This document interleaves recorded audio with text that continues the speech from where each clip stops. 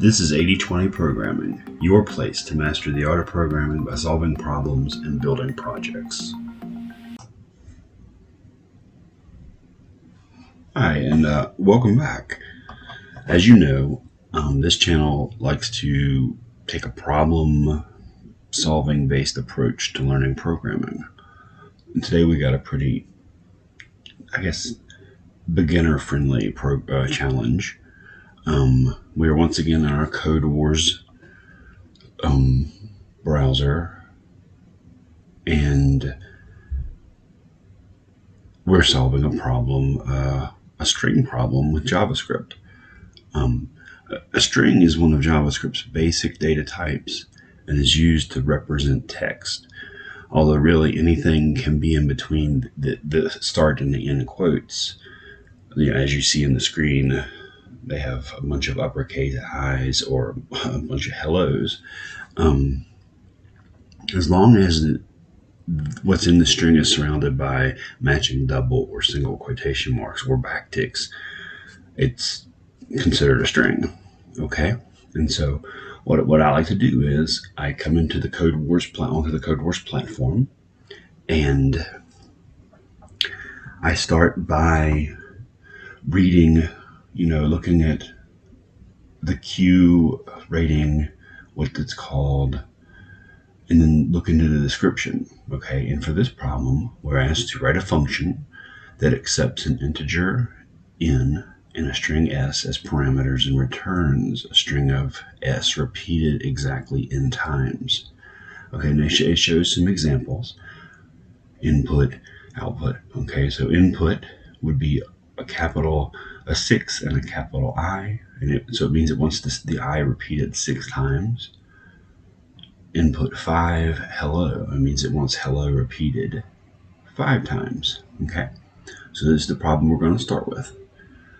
We come up here to train, and it opens up the system to where we can work on the problem. Okay, so over here on the left, you see, it repeats what I just read.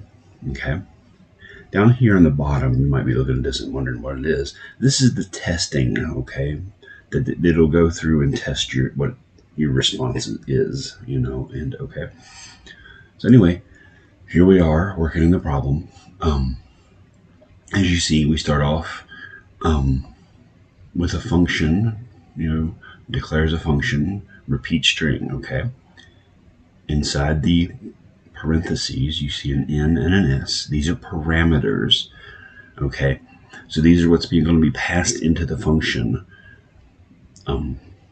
So it could be anything, user input, whatever.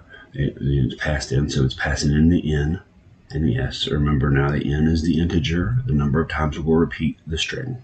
Okay, JavaScript requires these curly braces. Okay, so this function for it to operate properly has to have a set of curly braces, and then the actual function is inside the braces. So you see already we return in 2 single quotes. Okay, so this is a pretty straightforward problem. We know we want to repeat the string, so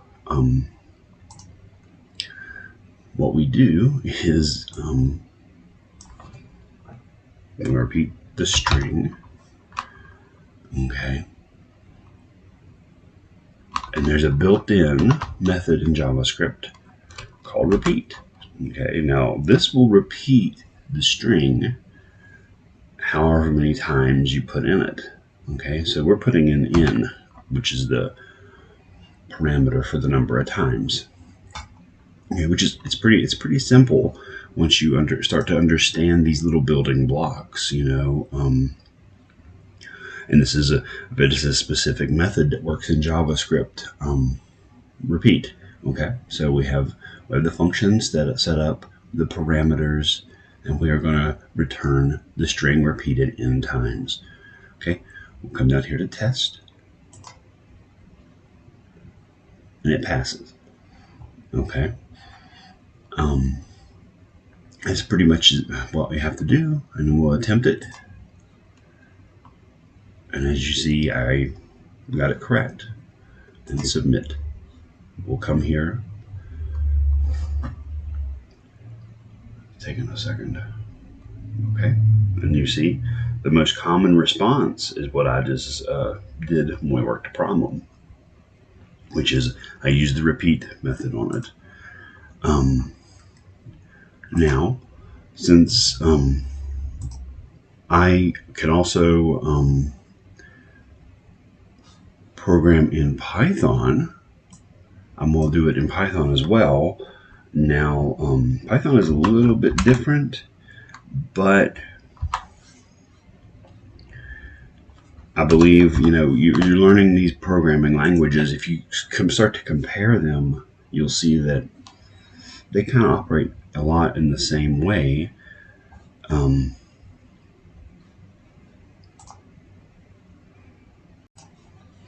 Okay, we're going into Python to solve the problem, and it's not letting me.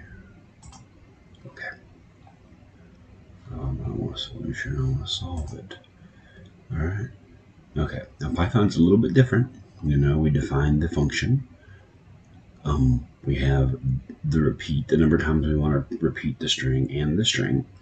Inside the parentheses, we have the colon. Okay, we come down into the function. As you notice, it's indented 4 times. I believe this can be indented just 2 times, and it'll still pass. It's still a legitimate Python. Well, the system will let me, but 4 times is the community's the standard they like. As far as the style, the Python style. Okay, so Python's just a little bit different, and you'll see.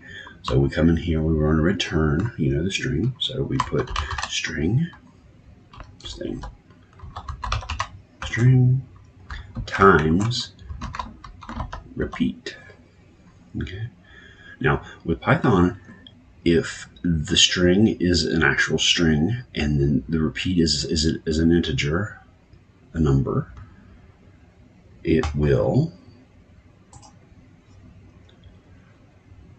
print out the string repeated the right number of times. So let's attempt it and see what we get. And we pass. As you can see, the languages are a little different, but once you start digging into the language, each language, you will see that they're kind of similar, especially when it comes to certain things. I mean, once you learn how to make functions and things like that, which we'll start covering in more detail as we move along, because the problems we work will get harder and harder. Okay, and so we come down here to submit. And I don't know, there we go. Well, that's slow, but anyway, as you can see, we start looking through, and the way I did it was kind of the same as the first 2, but then we come down the row here, and you see people are making different kinds of solutions. Okay, this person creates a variable solution as an empty string, and then they use a for in loop over the range of repeat, so it would count up to add the string to solution and then return it. So you can come up with very creative ways to solve these problems. And as we go along, you'll find out that we do too. Anyway, thanks for watching, and see you again soon.